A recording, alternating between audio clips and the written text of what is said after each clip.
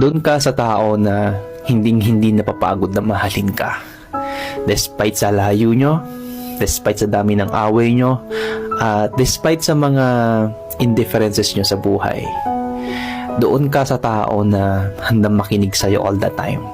Yung i-comfort ka, papakinggan lahat ng mga sumbong mo, hinaing mo, at yung mga reklamo mo sa buhay.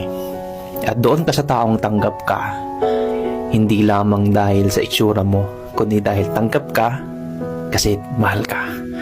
Doon ka sa tao na kaya kang ilaban sa lahat ng hamon sa buhay, na kahit kayo kalaban ng buong mundo, hindi kayo iiwan.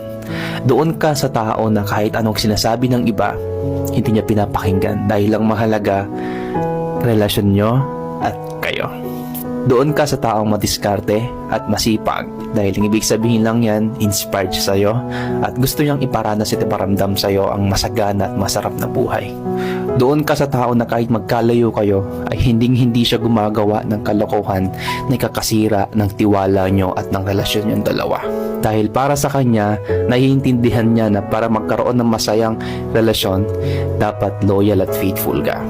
At ang pinakamahalaga sa lahat, kahit sobrang dami niyong relationship na hindi nagtagumpay, ipaparanas at ipaparamdam niya sa'yo na totoo ang pag-ibig at totoo ang pagmamahalan.